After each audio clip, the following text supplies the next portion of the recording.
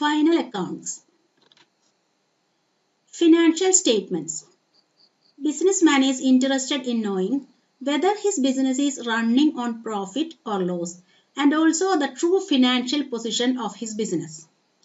With these objectives in view, financial statements are prepared at the end of the accounting year, which summarizes all the accounting information recorded in journal and ledger. അപ്പോൾ ഏതൊരു ബിസിനസ്മാനും ഒരു business പ്രോഫിറ്റിലാണോ ലോസിലാണോ നടന്നുകൊണ്ടിരിക്കുന്നത് എന്നറിയണം. അപ്പോൾ അതിന് വേണ്ടിയിട്ടാണ് accounting പീരീഡിന്റെ അവസാനത്തിൽ financial statements prepare ചെയ്യുന്നത്. So financial statements summarises all the information recorded. നമ്മൾ അക്കൗണ്ടിങ് ഇൻഫർമേഷൻ നമ്മൾ പറഞ്ഞു ജേർണലൈസ് ചെയ്തു, ലെഡ്ജറിലേക്ക് പോസ്റ്റ് ചെയ്തു. അപ്പോൾ അത്രയും ഇൻഫർമേഷന്റെ എല്ലാം ആ സമ്മറൈസ്ഡ് ഇൻഫർമേഷൻ അതിനെല്ലാം സമ്മറൈസ് ചെയ്തിട്ടാണ് ഫിനാൻഷ്യൽ സ്റ്റേറ്റ്മെന്റ്സ് പ്രിപ്പയർ ചെയ്യുന്നത്. അപ്പോൾ ഫിനാൻഷ്യൽ സ്റ്റേറ്റ്മെന്റ് പ്രിപ്പയർ ചെയ്യുന്നതിന്റെ ഒരു ഉദ്ദേശം എന്ന് പറയുന്നത് whether his business is running at a profit or loss, or what is the true financial position of the business. ബിസിനസിന്റെ ഫിനാൻഷ്യൽ പൊസിഷൻ അഥവാ സാമ്പത്തിക നിലവാരം, എത്ര അസറ്റുകൾ ഉണ്ട്, എത്ര ലയബിലിറ്റി ഉണ്ട് ബിസിനസിന്, അതറിയണം. ബിസിനസ്സിൽ പ്രോഫിറ്റ് എത്രത്തോളം ഉണ്ട് അതറിയുന്നതിന് വേണ്ടിയിട്ടാണ് ഫിനാൻഷ്യൽ സ്റ്റേറ്റ്മെന്റ്സ് പ്രിപ്പയർ ചെയ്യുന്നത്. So financial statements consist of trading and profit and loss account or income statement and balance sheet or position statement. അപ്പോൾ ഫിനാൻഷ്യൽ സ്റ്റേറ്റ്മെന്റ്സ് അല്ലെങ്കിൽ ഫൈനൽ അക്കൗണ്ട്സ് എന്ന് പറയുന്നത് trading and profit and loss അക്കൗണ്ടും balance ഷീറ്റുമാണ്. അപ്പോൾ trading and profit and loss അക്കൗണ്ടിന്റെ വേറൊരു പേരാണ് ഇൻകം സ്റ്റേറ്റ്മെന്റ്, ബാലൻസ് ഷീറ്റിന്റെ വേറൊരു പേരാണ് position statement. Then next, trading account. Trading account is the first statement to be prepared in final accounts. Its purpose is to ascertain the overall result of trading of an undertaking. അപ്പോൾ trading account prepare ചെയ്യുന്നത് trading result അറിയാനാണ്. Trading result means the result of buying and selling of goods and services. അപ്പോൾ trading result എന്ന് പറഞ്ഞാൽ result of buying and selling. So the gross profit or gross loss of a business, which is the difference between the sales and cost of goods sold or cost of services rendered. അപ്പോൾ ഒരു ബിസിനസ്സിലെ direct buying and സെല്ലിങ്ങിന്റെ result ആണ് അവിടുത്തെ gross profit എന്ന് പറയുന്നത്. നമുക്കൊരു example നോക്കാം. For example, gross profit is the profit before indirect expenses. അപ്പോൾ gross profit എന്ന് പറയുന്നത് അത് നമ്മൾ പറഞ്ഞു ബൈയിങ് ആൻഡ് സെല്ലിങ്ങിന്റെ റിസൾട്ട് ആണ്, അഥവാ it is the profit before indirect expenses. അതെങ്ങനെയാന്ന് നമുക്കൊന്ന് നോക്കാം. There are two types of organization, trading concerns and manufacturing concerns. ആകെ ബൈയിങ് ആൻഡ് സെല്ലിങ് മാത്രം നടത്തുന്ന കൺസേൺസ്, അതായത് ഗുഡ്സ് ഇവിടെ വാങ്ങി വെക്കുന്നു എന്നിട്ട് അത് നേരെ വിൽക്കുന്നു, അങ്ങനെയുള്ള കൺസേൺസിനെ നമ്മൾ ട്രേഡിംഗ് കൺസേൺസ് എന്ന് പറയുന്നു. നേരെ തിരിച്ച് പ്രൊഡക്ഷൻ, ഗുഡ്സ് വാങ്ങി അതിന്റെ പ്രൊഡക്ഷൻ നടത്തി അതിനെ ഫിനിഷ്ഡ് ഗുഡ്സ് ആക്കി വിൽക്കുന്ന കൺസേൺസിനെ നമ്മൾ മാനുഫാക്ചറിങ് കൺസേൺസ് എന്ന് പറയുന്നു. ഇനി ട്രേഡിംഗ് കൺസേണിന്റെ എക്സാമ്പിൾ എടുക്കുക. ഫോർ എക്സാമ്പിൾ നമ്മൾ ചെറിയ എക്സാമ്പിൾ നോക്കാം. They buy 10 pens at the rate of ₹5 each and sells at 8 rupees each. അപ്പോൾ അവർ വാങ്ങുന്നു, ഒരു ചെറിയ എക്സാമ്പിൾ ആണ്. അപ്പോൾ 10 പേന വാങ്ങുന്നു 5 രൂപ വീതമുള്ളത്, അതുപോലെ തന്നെ അത് എന്നിട്ട് അത് വിൽക്കുന്നു 8 റുപ്പീസിന് വിൽക്കുന്നു. ദെൻ അവരുടെ പ്രോഫിറ്റ് എന്ന് പറയുമ്പോൾ നമ്മൾ നേരെ 80 - 50 ദാറ്റ് ഈസ് ഈക്വൽ ടു 30. അതായത് നമ്മളിവിടെ പ്രോഫിറ്റ് കണ്ടത് നമ്മൾ പറഞ്ഞു ബൈയിങ് ആൻഡ് സെല്ലിങ്ങിന്റെ റിസൾട്ട്, അതായത് സെയിൽസ് മൈനസ് പർച്ചേസസ്. അപ്പോൾ നമുക്ക് പ്രോഫിറ്റ് 30 rupees കിട്ടി. But in normal case there may B closing stock and opening stock. ഒരു റണ്ണിങ് ഓർഗനൈസേഷൻ ആകുമ്പോൾ എപ്പോഴും സ്റ്റോക്ക് ഇരിപ്പുണ്ടാവും. ഒരു പുതിയ ബിസിനസ് അല്ല, റണ്ണിങ് ഓർഗനൈസേഷൻ ആണെങ്കിൽ അതിൽ സ്റ്റോക്ക് ഉണ്ടാവും. അപ്പോൾ ഓപ്പണിംഗ് സ്റ്റോക്കും ഉണ്ടാവും, അതായത് അക്കൗണ്ടിങ് ഇയറിന്റെ ബിഗിനിങ്ങിലും സ്റ്റോക്ക് ഉണ്ടാവും, അക്കൗണ്ടിങ് ഇയറിന്റെ അവസാനത്തിലും സ്റ്റോക്ക് ഉണ്ടാവും. അപ്പോൾ അങ്ങനെ വരുമ്പോൾ നമുക്ക് വെറും സെയിൽസ് ആൻഡ് മൈനസ് പർച്ചേസസ് ചെയ്താൽ പോരാ. അപ്പോൾ നമ്മൾ ചെയ്യുമ്പോൾ സെയിൽസിനോട് കൂടിയിട്ട് അവിടെയുള്ള ക്ലോസിംഗ് സ്റ്റോക്ക് നമ്മൾ കൺസിഡർ ചെയ്യണം. അപ്പോൾ sales plus closing stock minus opening stock plus purchases. Opening stock consider ചെയ്യണം നമ്മൾ, എന്നിട്ട് പർച്ചേസും കൂടെ കൺസിഡർ ചെയ്യണം. അപ്പോഴേ നമുക്ക് കറക്റ്റ് ആയിട്ട് ഗ്രോസ് പ്രോഫിറ്റ് അറിയാൻ പറ്റൂ. In case of manufacturing concerns, ഇത് ട്രേഡിംഗ് കൺസേൺസ് ആണ്. ട്രേഡിംഗ് കൺസേൺസിൽ ഗുഡ്സ് ഇവിടെ വാങ്ങി വെക്കുന്നു എന്നിട്ട് അത് വിൽക്കുന്നു, കസ്റ്റമേഴ്സിന് വിൽക്കുന്നു. നേരെ തിരിച്ച് മാനുഫാക്ചറിംഗ് കൺസേൺസിൽ they buy raw materials and converts them into finished products. അപ്പോൾ അവിടെ ഒരു പ്രൊഡക്ഷൻ പ്രോസസ്സ് നടക്കുന്നുണ്ട്. അതുകൊണ്ട് തന്നെ ആ കൺസേൺസിൽ ഡയറക്റ്റ് എക്സ്പെൻസസ് ഉണ്ടാകും. പ്രൊഡക്ഷൻ പ്രോസസ്സ് നടത്തിക്കൊണ്ടിരിക്കുമ്പോൾ അവിടെ ഡയറക്റ്റ് എക്സ്പെൻസസ് വരും. So direct expenses are expenses incurred to make the goods to saleable condition. അപ്പോൾ ഗുഡ്സിനെ സെയിലബിൾ കണ്ടീഷൻ ആക്കാൻ വേണ്ടിയിട്ട് വേണ്ടി വരുന്ന എക്സ്പെൻസുകളെയാണ് നമ്മൾ ഡയറക്റ്റ് എക്സ്പെൻസ് എന്ന് പറയുന്നത്. ഫോർ എക്സാമ്പിൾ ഇപ്പോൾ നമ്മൾ ഇങ്കാണ് ഉണ്ടാക്കുന്നതെങ്കിൽ ഇങ്കിൾ ബോട്ടിൽ വേണം, ആ ബോട്ടിലല്ലാതെ, അല്ലെങ്കിൽ ടൂത്ത് പേസ്റ്റ് ആണെങ്കിൽ അതിന് ട്യൂബ് വേണം. അപ്പോൾ അത് ഡയറക്റ്റ്, ആ പാക്കിംഗ് മെറ്റീരിയൽ ഡയറക്റ്റ് എക്സ്പെൻസ് ആണ്. അതുണ്ടായെങ്കിൽ മാത്രമേ അത് നടക്കുള്ളൂ. അല്ലെങ്കിൽ ഫാക്ടറിയിൽ ജോലി ചെയ്യുന്ന വർക്കേഴ്സിന് വേജ് കൊടുക്കണം, ആ വേജ് കൊടുത്തെങ്കിലേ പ്രൊഡക്ഷൻ പ്രോസസ്സ് നടക്കുള്ളൂ. അപ്പോൾ വേജ് എന്ന് പറയുന്നത് ഡയറക്റ്റ് എക്സ്പെൻസ് ആണ്. അപ്പോൾ മാനുഫാക്ചറിങ് കൺസേൺസിനെ സംബന്ധിച്ചിടത്തോളം ഗ്രോസ് പ്രോഫിറ്റ് എന്ന് പറയുമ്പോൾ sales plus closing stock minus opening stock plus purchases plus direct expenses. ഇങ്ങനെ എഴുതുന്നതിന് പകരം നമ്മൾ അക്കൗണ്ടിങ്ങിൽ ട്രേഡിംഗ് അക്കൗണ്ട് പ്രിപ്പയർ ചെയ്യുമ്പോൾ നമ്മൾ ചെയ്യുന്നത് ഓപ്പണിംഗ് സ്റ്റോക്കിനെയും പർച്ചേസസിനെയും ഡയറക്റ്റ് എക്സ്പെൻസസിനെയും ഡെബിറ്റ് ചെയ്യുന്നു. ദെൻ സെയിൽസിനെയും ക്ലോസിംഗ് സ്റ്റോക്കിനെയും ക്രെഡിറ്റ് ചെയ്യുന്നു. നമുക്ക് വീണ്ടും നോക്കാം. Preparation of trading account. Trading account is prepared by debiting the account with opening stock, purchases and expenses directly connected with purchase and production. അപ്പോൾ trading അക്കൗണ്ടിൽ debit ചെയ്യുന്നത് opening stock, purchases and direct expenses, and by crediting sales and closing stock. Credit ചെയ്യുന്നത് sales, closing stock. So the difference between the total of debit side and credit side of the account gives the gross profit or gross loss. അപ്പോൾ നമ്മൾ അക്കൗണ്ടിന്റെ credit സൈഡും debit സൈഡും difference കണ്ടുപിടിക്കുമ്പോൾ നമുക്ക് കിട്ടുന്നതാണ് either it may be gross profit or gross loss. If credit side total is more, then the difference is gross profit. അപ്പോൾ credit side ആണ് കൂടുതലെങ്കിൽ നമുക്ക് കിട്ടുന്നത് ഗ്രോസ് പ്രോഫിറ്റ് ആയിരിക്കും. And if debit side total is more, the difference is gross loss.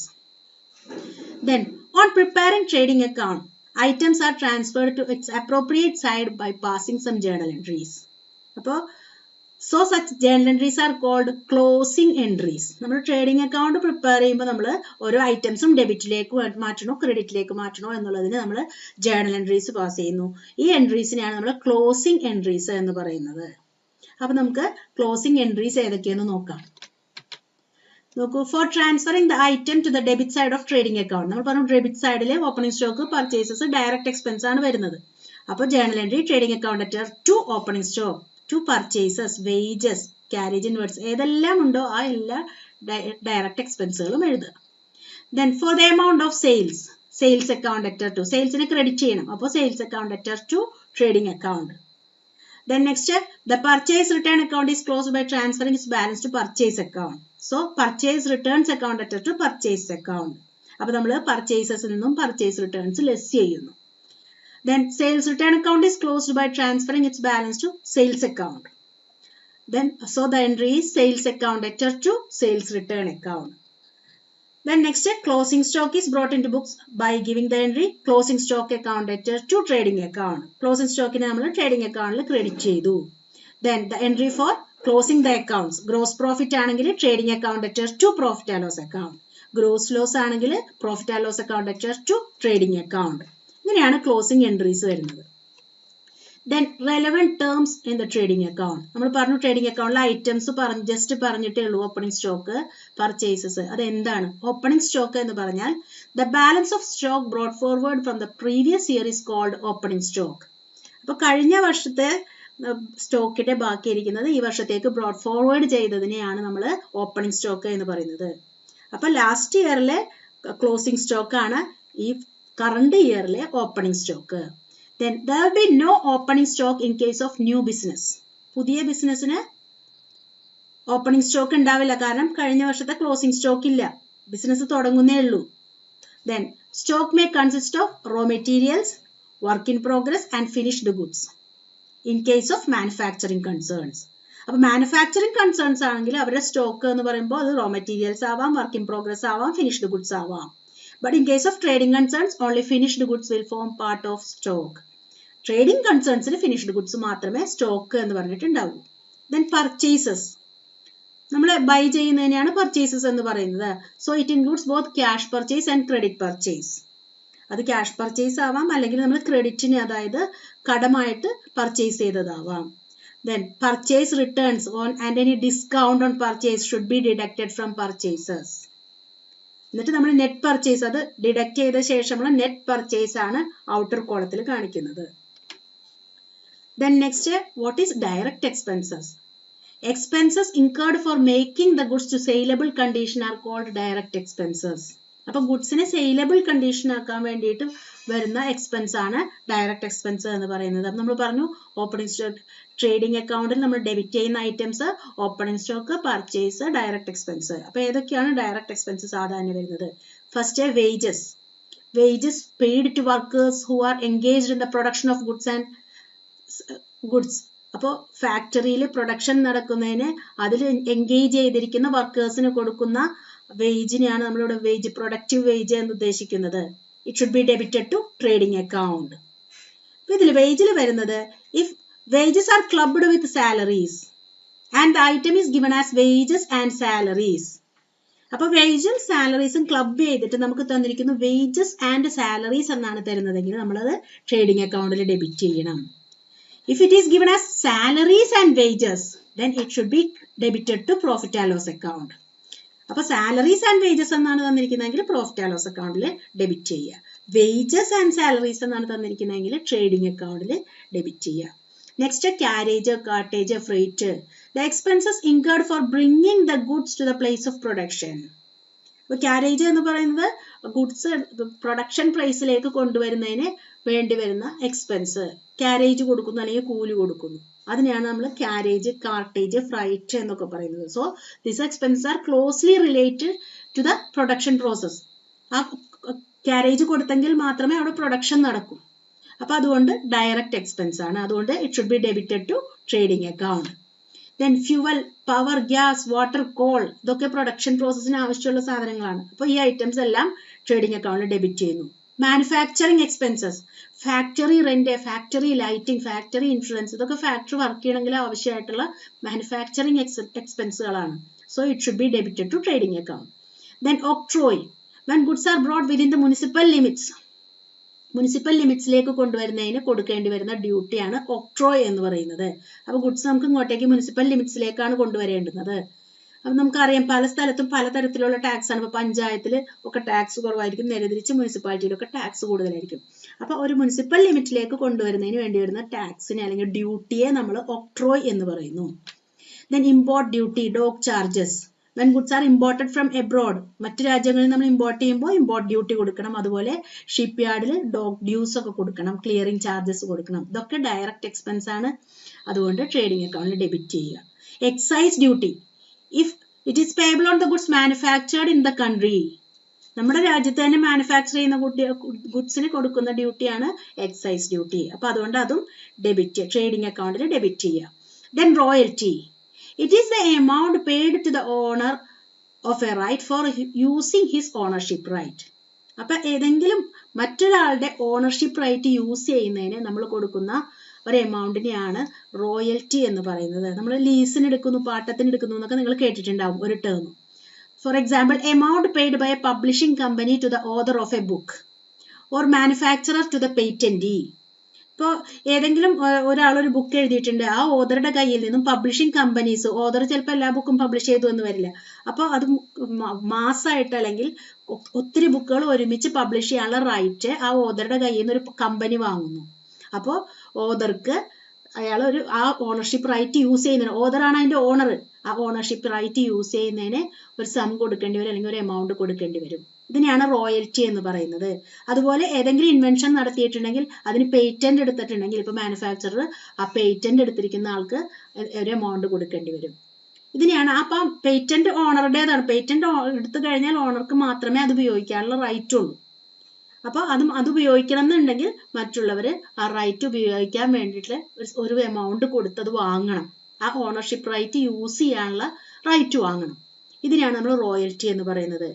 So when it is relating to production related ആണെങ്കിൽ അതിനെ നമ്മൾ trading അക്കൗണ്ടിൽ ഡെബിറ്റ് ചെയ്യും.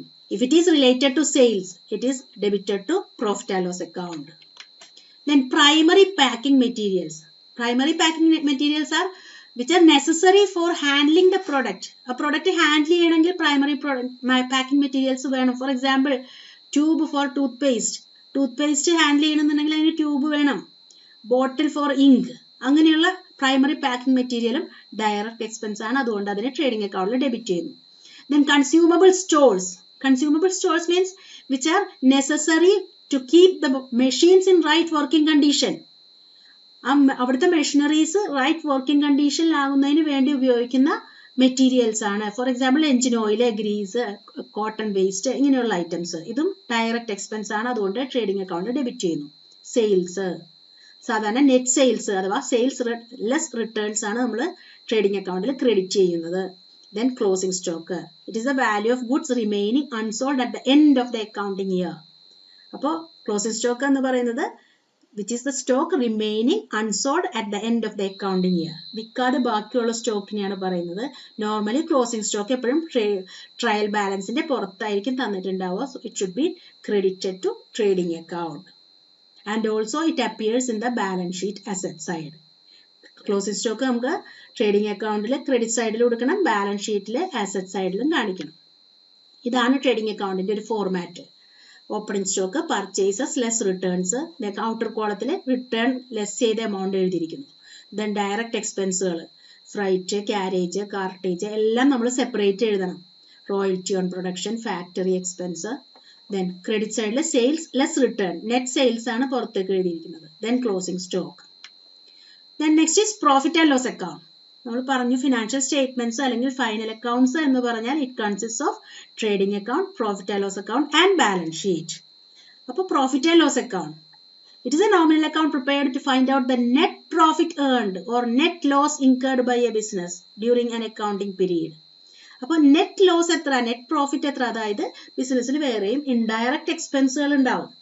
ഡയറക്റ്റ് എക്സ്പെൻസ് മാത്രമല്ല, ഇൻഡയറക്റ്റ് എക്സ്പെൻസസ്, അതായത് ഇപ്പോൾ ഫോർ എക്സാമ്പിൾ ഇപ്പോൾ ഒരു ട്രേഡിംഗ് കൺസേൺ ആണെങ്കിൽ അവിടെ ഒരാളെ ഒരു സ്റ്റാഫിനെ നിർത്തി സാലറി കൊടുക്കുന്നു, അത് ഇൻഡയറക്റ്റ് ആണ്, അത് പ്രൊഡക്ഷൻ നെസസറി ഒന്നുമല്ല. അല്ലെങ്കിൽ ആ സാലറി ആ സ്റ്റാഫിനെ അപ്പോയിന്റ് ചെയ്തെങ്കിൽ മാത്രമേ അവിടെ കച്ചവടം നടക്കുമെന്നില്ല.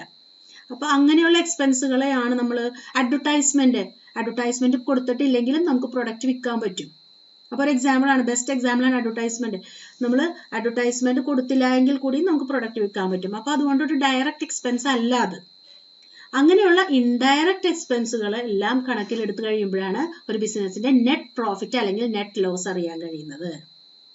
So it is debited with all operating expenses and losses and credited with incomes and profits. എല്ലാ എക്സ്പെൻസുകളും ലോസുകളും ഡെബിറ്റ് ചെയ്യുന്നു. ദെൻ ഇൻകംസും പ്രോഫിറ്റ്സും ഗെയിൻസ് ഒക്കെ ഉണ്ടെങ്കിൽ അത് ക്രെഡിറ്റ് ചെയ്യുന്നു. Preparation. Profit and loss account begins with gross profit or gross loss brought down from the trading account. അപ്പോൾ profit and loss account start ചെയ്യുന്നത് ഗ്രോസ് ലോസ് അല്ലെങ്കിൽ gross പ്രോഫിറ്റിലാണ്. Then account is to be debited with all items of revenue, expenses and losses.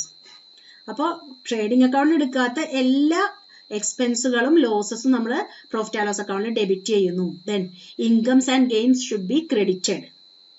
നമുക്കുള്ള income gains ഒക്കെ ഉണ്ടെങ്കിൽ അതിനെ credit ചെയ്യുന്നു. If the total of credit side is more, it is net profit.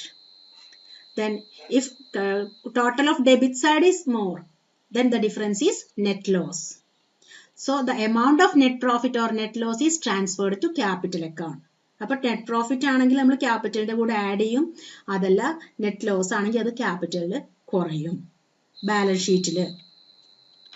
ഇതാണ് profit and loss അക്കൗണ്ടിന്റെ ഒരു format. ഏതാ gross loss, നമ്മൾ ഗ്രോസ് ലോസ് ബ്രോട്ട് ഡൗൺ ചെയ്യുന്നു. ദെൻ എല്ലാ എക്സ്പെൻസുകളും ലോസുകളും നമ്മൾ ഡെബിറ്റ് ചെയ്യുന്നു. Expense salary, rent and rate, taxes, postage, advertising, insurance, audit fee, bank charges, telephone charges, legal charges, carriage outwards, bad debts, ഇങ്ങനെ ബിസിനസ്സിലെ എല്ലാ എക്സ്പെൻസുകളും ലോസുകളും ഡെബിറ്റ് ചെയ്യുന്നു. ദെൻ എല്ലാ ഇൻകംസ് ആൻഡ് ഗെയിൻസ് ക്രെഡിറ്റ് ചെയ്യുന്നു. Commission received, discount received, then interest, dividend, bad ഡെബ്റ്റ് recovered, then profit on sale of assets or investment, fines, penalties received, etc. Next is balance sheet. Balance sheet is a statement of assets and liabilities prepared to ascertain the true financial position of the business at any particular date. അപ്പോൾ ബിസിനസിന്റെ financial position അഥവാ assets and liabilities position അറിയുന്നതിന് വേണ്ടിയിട്ടാണ് balance sheet prepare ചെയ്യുന്നത്. It is prepared at the end of the accounting period after the preparation of trading and profit and loss account.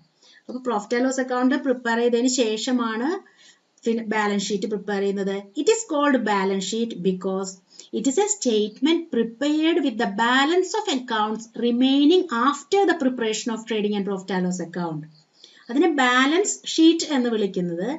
It is prepared with the balances of accounts remaining after the preparation of trading and profit and loss account. Trial ബാലൻസിൽ trading and profit and loss account prepare ചെയ്തതിന് ശേഷവും കുറെ account ബാലൻസസുകൾ കിടക്കുന്നുണ്ടാവും. ആ ബാലൻസസുകൾ വെച്ചിട്ടാണ് balance sheet prepare ചെയ്യുന്നത്. So balance sheet is prepared to find out the financial position of a business on a particular date. Preparation of balance sheet. Accounts of assets, liabilities and owner's equity. Owner's equity means capital are shown in balance sheet. അപ്പോൾ asset, liability, capital ഇത്ര items ആണ് കാണിക്കുന്നത്. So accounts which remain open even after the preparation of trading and profit and loss account are shown either on asset side or liability side of the balance sheet. അപ്പോൾ trading and profit and loss account prepare ചെയ്തതിന് ശേഷം ബാക്കി വരുന്ന account ബാലൻസുകളാണ് നമ്മൾ asset സൈഡിലും liability സൈഡിലുമായിട്ട് കാണിക്കുന്നത്. So left hand side is liability side and right hand side is asset side. Then balance sheet items, balance ഷീറ്റിൽ വരുന്ന items. Current assets. These are the assets which are in the form of cash or which can be converted into cash within a year. ഒരു വർഷത്തിനുള്ളിൽ നമുക്ക് cash ആക്കി മാറ്റാം, അല്ലെങ്കിൽ cash. ഇങ്ങനെയുള്ള ഐറ്റംസിനെയാണ് നമ്മൾ കറണ്ട് അസറ്റ്സ് എന്ന് പറയുന്നത്. അപ്പോൾ cash, bills receivable, debtors, closing stock, prepaid expenses, outstanding or accrued incomes, ഇതൊക്കെയാണ് കറണ്ട് അസറ്റ്സ് എന്ന് പറയുന്നത്. Then fixed assets which are not meant for resale but are held on a long term in the business. അപ്പോൾ resale പർപ്പസിന് വേണ്ടി വാങ്ങിയിരിക്കുന്നതല്ല, ബിസിനസ്സിൽ long term യൂസിന് ഉള്ള അസറ്റുകളാണ് fixed assets. Land, building, machinery etcetera. Fictitious assets. These are intangible properties which do not have any money value. അപ്പോൾ fictitious assets എന്ന് പറഞ്ഞാൽ assets which do not have any money value. അതിന് resale value ഇല്ലാത്ത അസറ്റുകളാണ്. Examples fictitious asset, preliminary expense, accumulated losses, etc. Then current liabilities. Liability സൈഡിൽ വരുന്നത് ആദ്യം current liabilities ആണ്. That is liabilities which are to be paid within a year. ഒരു വർഷത്തിനുള്ളിൽ കൊടുത്തു തീർക്കേണ്ടുന്ന. Example overdraft, bills payable, sundry creditors etcetera. Long term liabilities which are generally redeemed after a long period of time. കുറച്ച് നാൾ കൊണ്ട് long term loans അല്ലെങ്കിൽ കുറച്ച് നാൾ കൊണ്ട് കൊടുത്തു തീർക്കേണ്ടുന്ന ഡെപ്റ്റുകളെയാണ്, ലയബിലിറ്റീസിനെയാണ് ലോങ് ടേം ലയബിലിറ്റീസ് എന്ന് പറയുന്നത്. Capital, it is the amount contributed by the proprietor. ബിസിനസ്സിൽ പ്രൊപ്രൈറ്റർ ഇൻവെസ്റ്റ് ചെയ്യുന്ന എമൗണ്ടിനെയാണ് ക്യാപിറ്റൽ എന്ന് പറയുന്നത്. Which is increased by profit and decreased by losses and drawings. അപ്പോൾ ക്യാപിറ്റലിന് ഇൻക്രീസ് ചെയ്യുന്നതാണ് പ്രോഫിറ്റ്, ദെൻ ഡിക്രീസ് ചെയ്യുന്നതാണ് ബിസിനസ്സിൽ വരുന്ന നെറ്റ് ലോസും അതുപോലെ തന്നെ ഡ്രോയിങ്സും. Contingent liability. A contingent liability is one which is not an actual liability but which will become an actual one on the happening of some event which is uncertain. അപ്പോൾ contingent liability എന്ന് പറഞ്ഞാൽ അതൊരു actual liability അല്ല, but it will become actual on the happening of a certain event which is uncertain. Un Certain ആയിട്ടുള്ള ഒരു event, നമുക്ക് ഉറപ്പില്ല, സംഭവിക്കുമോ എന്ന് ഉറപ്പില്ലാത്ത ഒരു ഇവന്റ് സംഭവിച്ചു കഴിഞ്ഞാൽ ആ ലയബിലിറ്റി ആയിട്ട് അത് മാറും. അതിനെയാണ് നമ്മൾ കണ്ടിൻജന്റ് ലയബിലിറ്റി എന്ന് പറയുന്നത്. അപ്പോൾ കണ്ടിൻജന്റ് ലയബിലിറ്റിയുടെ എക്സാമ്പിൾസ് പറഞ്ഞിട്ടുണ്ട്. Liability for partly paid investments, bills discount not matured. Bills discount, for example bills discounted not matured എന്ന് പറഞ്ഞാൽ നമ്മൾ ബിൽസ് ഇങ്ങോട്ടേക്ക്, ബിൽസ് റിസീവബിൾ ആണ്, ഇങ്ങോട്ടേക്ക് കിട്ടാനുണ്ട്, നമുക്ക് പൈസ ഇങ്ങോട്ടേക്ക് കിട്ടാനുള്ളതാണ്. നമ്മൾ എന്ത് ചെയ്തു, ചിലപ്പോൾ 3 മാസം കഴിഞ്ഞിട്ടുള്ള ഒരു ബില്ലായിരിക്കാം. അതായത് ബില്ല് എന്ന് പറഞ്ഞാൽ ഫ്യൂച്ചർ ഡേറ്റിൽ നമുക്ക് പൈസ തരാമെന്ന് പറഞ്ഞിട്ട് എഴുതി എഗ്രി ചെയ്ത് ഒപ്പിട്ട് തന്നിരിക്കുന്നു.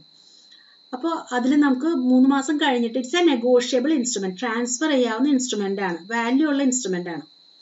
അപ്പോൾ 3 മാസം കഴിഞ്ഞിട്ടേ നമുക്ക് പൈസ കിട്ടുള്ളൂ. ഇപ്പോൾ നമുക്ക് പൈസക്ക് ഷോർട്ടേജ് ഉണ്ട്. അപ്പോൾ നമുക്ക് ഈ ബില്ല് കൊണ്ടുപോയിട്ട് ബാങ്കിൽ കൊടുത്താൽ ബാങ്കിന്റെ ഒരു കമ്മീഷൻ എടുത്തിട്ട് നമുക്ക് പൈസ തരാം. അതിനാണ് ബാങ്ക് ബില്ല് ഡിസ്കൗണ്ട് ചെയ്യുന്നു എന്ന് പറയുന്നത്.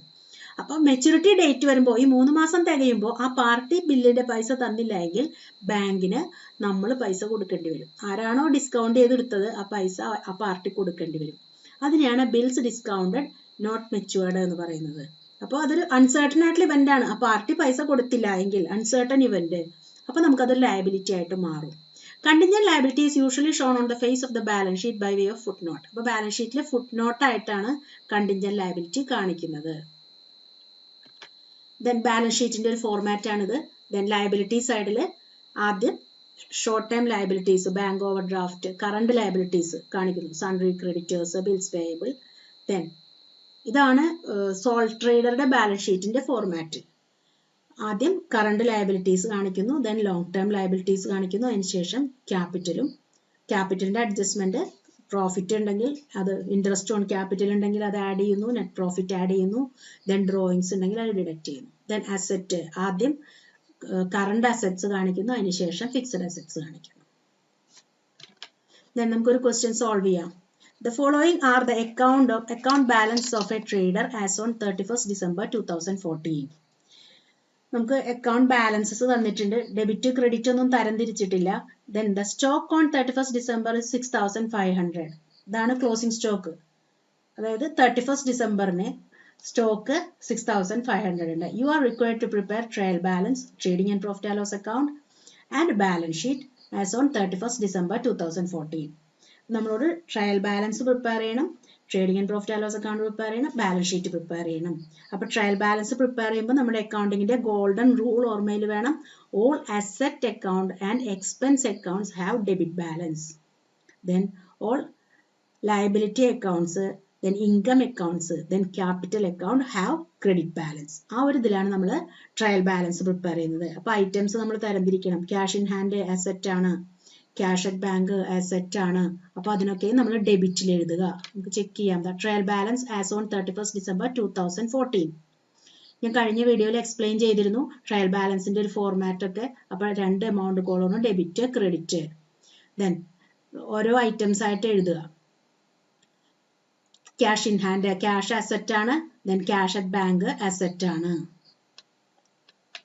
Then land and buildings asset ആണ്, സൺട്രി ഡെപ്റ്റേഴ്സ് അസറ്റ് ആണ്, സ്റ്റോക്ക് ഇത് ഓപ്പണിംഗ് സ്റ്റോക്ക് ആണ് 1/1/2014 അസറ്റ് ആണ്.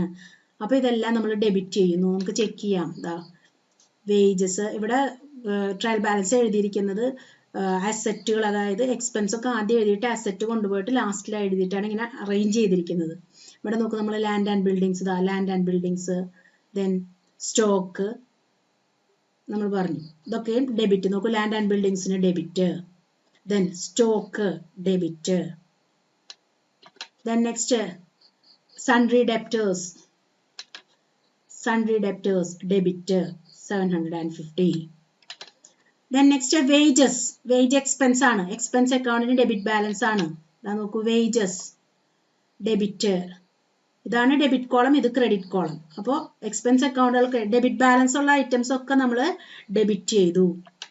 ദെൻ ബിൽസ് റിസീവബിൾ നമുക്ക് അസറ്റ് ആണ്, അസറ്റ് അക്കൗണ്ടിന് ഡെബിറ്റ് ബാലൻസ് ആണ്. ഇൻട്രസ്റ്റ് പെയ്ഡ് എക്സ്പെൻസ് ആണ്, എക്സ്പെൻസ് അക്കൗണ്ടിന് ഡെബിറ്റ് ബാലൻസ് ആണ്. ഓഫീസ് എക്സ്പെൻസ് അക്കൗണ്ട് ആണ്, അതിന് ഡെബിറ്റ് ബാലൻസ് ആണ്. റെന്റ് ആൻഡ് ടാക്സസ് എക്സ്പെൻസ് ആണ്, ഡെബിറ്റ് ബാലൻസ് ആണ്.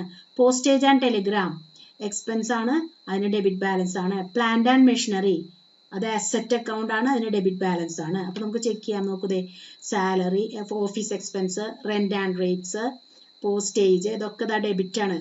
ദെൻ ഇൻട്രസ്റ്റ്, ദെൻ നമ്മൾ പറഞ്ഞിരുന്നത് bills receivable asset, then plant and machinery asset.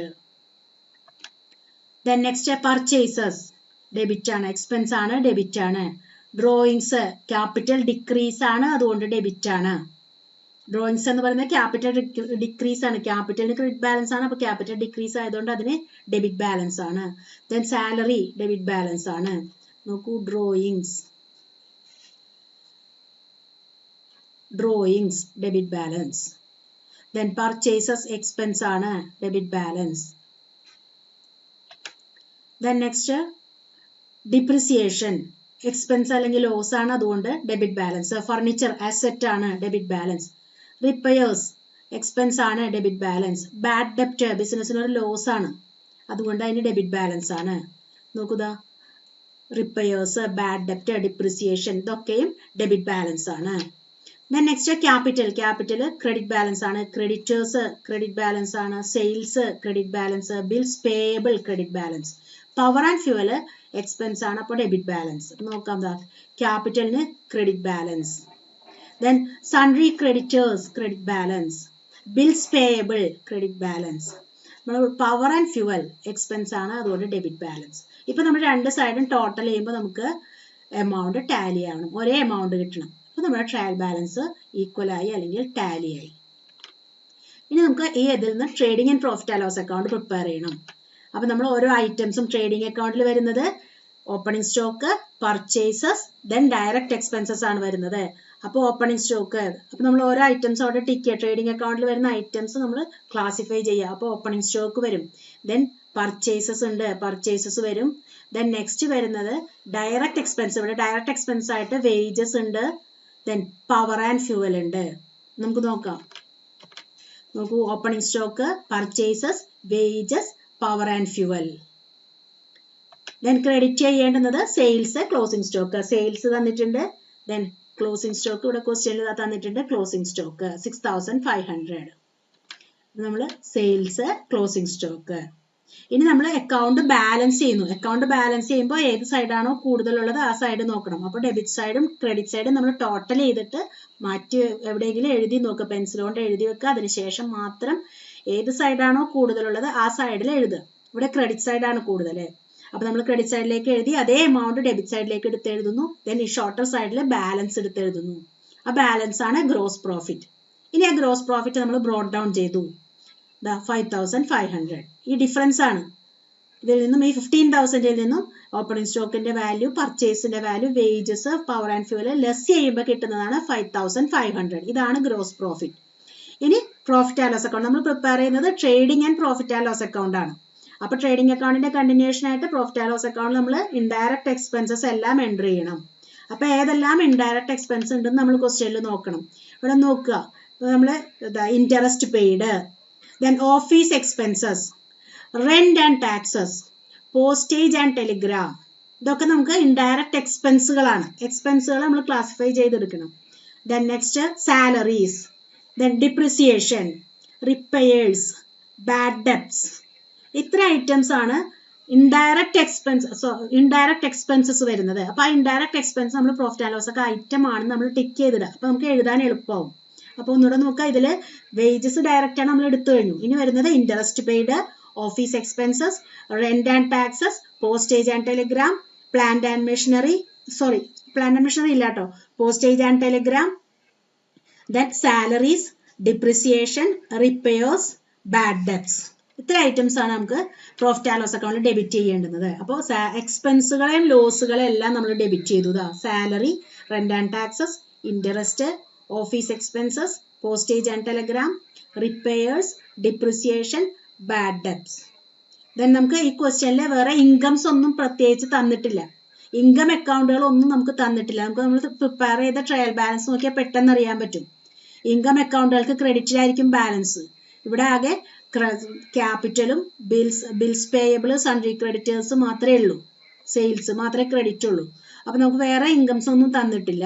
അതുകൊണ്ട് നമ്മുടെ പ്രോഫിറ്റ് ആൻഡ് ലോസ് അക്കൗണ്ട് വേറെ ഇൻകംസ് ഒന്നും എൻട്രി ചെയ്യാനില്ല. ഇനി വീണ്ടും അക്കൗണ്ട് ബാലൻസ് ചെയ്യുക. ഇവിടെയും ക്രെഡിറ്റ് സൈഡാണ് കൂടുതൽ. അപ്പോൾ നമ്മൾ ബാലൻസ് കാണുമ്പോൾ നമുക്ക് കിട്ടുന്നതാണ് നെറ്റ് പ്രോഫിറ്റ്.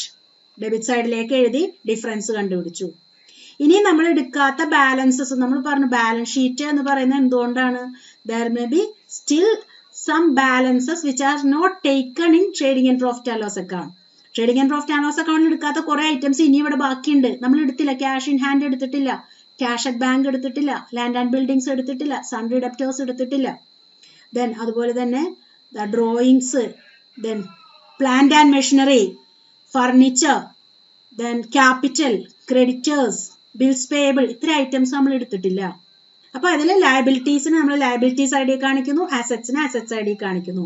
അപ്പോൾ ഇവിടെ അസറ്റ് സൈഡിൽ cash in hand, cash at bank, land and building, sundry debtors. നമുക്ക് നോക്കാം. അസറ്റ് സൈഡിൽ cash in hand, cash at bank, bills receivable, sundry debtors. ഇത് സോൾ ട്രേഡറുടെ ഫൈനൽ അക്കൗണ്ട്സ് പ്രിപ്പയർ ചെയ്യുമ്പോൾ നമ്മൾ കറണ്ട് അസറ്റ്സ് ആണ് ആദ്യം എഴുതുക. ദെൻ ലാൻഡ് ആൻഡ് ബിൽഡിംഗ് അവസാനം വരുള്ളൂ, കാരണം അത് ഫിക്സഡ് ആയിട്ടുള്ള അസറ്റുകളാണ്. ദെൻ അതുപോലെ തന്നെ നോക്കുക. ദെൻ അടുത്ത ഐറ്റംസ് ഏതൊക്കെയാന്ന് നമ്മൾ ചെക്ക് ചെയ്യുക. വരുന്നത് bills receivable, furniture, plant and machinery. Furniture, bills receivable, furniture, plant and machinery. ഇപ്പൊ എല്ലാ അസറ്റ്സും എടുത്തു. ഇനി ലയബിലിറ്റീസ് എടുക്കുക. Liabilities bills payable, sundry creditors. ഇതാണ് പ്രധാനമായിട്ട് വരുന്ന ലയബിലിറ്റീസ്. നോക്കൂ, ബിൽസ് പേയബിൾ, സൺട്രി ക്രെഡിറ്റേഴ്സ്. ഇനി നമ്മൾ ക്യാപിറ്റൽ എഴുതുന്നു. ക്യാപിറ്റലിന്റെ അഡ്ജസ്റ്റ്മെന്റ് ചെയ്യുന്നു. ഇവിടെ ക്യാപിറ്റൽ നമുക്ക് 12,500 ആണ്. ക്യാപിറ്റലിനോട് കൂടിയിട്ട് നമ്മുടെ നെറ്റ് പ്രോഫിറ്റ് ആഡ് ചെയ്യണം. ദെൻ ക്വസ്റ്റ്യനിൽ ഡ്രോയിങ്സ് തന്നിട്ടുണ്ടെങ്കിൽ അത് ഡിഡക്ട് ചെയ്യണം. ഇവിടെ നമുക്ക് ഡ്രോയിങ്സ് ഉണ്ട്, 1000 ഡ്രോയിങ്സ് ഉണ്ട്. അപ്പൊ നെറ്റ് പ്രോഫിറ്റ് എന്ന് പറയുന്നത് 2350 ആണ്. അപ്പൊ capital 12,500 add net profit. Net profit നമ്മളിവിടെ കണ്ടുപിടിച്ചതാണ് നെറ്റ് പ്രോഫിറ്റ് 2350. ആ 2350 ആഡ് ചെയ്യുന്നു. ഇത് നമ്മൾ ഇന്നർ കോളത്തിലാണ് ചെയ്യുക. ടോട്ടൽ എമൗണ്ട് മാത്രമേ നമ്മൾ ഔട്ടർ കോളത്തിൽ എഴുതുള്ളൂ. അപ്പോൾ നമുക്ക് ഇത് ആഡ് ചെയ്യാൻ എളുപ്പം ഉണ്ടാവുള്ളൂ. അപ്പോൾ 14,850 കിട്ടി. Less drawings. ഡ്രോയിങ്സ് നമ്മുടെ ക്വസ്റ്റ്യനിൽ ഉണ്ട്. ഡ്രോയിങ്സ് 1000. ദെൻ അത് ലെസ് ചെയ്യുമ്പോൾ നമുക്ക് കിട്ടും 13,850. ഇപ്പൊ നമ്മൾ ഐറ്റംസ് എല്ലാം എടുത്ത് എഴുതിയത് കറക്റ്റ് ആകുമ്പോൾ നമ്മുടെ ബാലൻസ് ഷീറ്റ് രണ്ട് സൈഡും ടാലി ആവും, അല്ലെങ്കിൽ ഈക്വൽ എമൗണ്ട് ആവും. ഇങ്ങനെയാണ് നമ്മൾ ബാലൻസ് ഷീറ്റ് പ്രിപ്പയർ ചെയ്യുന്നത്. വീഡിയോ മാക്സിമം ഷെയർ ചെയ്യുക. എൻ്റെ ചാനൽ എല്ലാവരും സബ്സ്ക്രൈബ് ചെയ്യുക.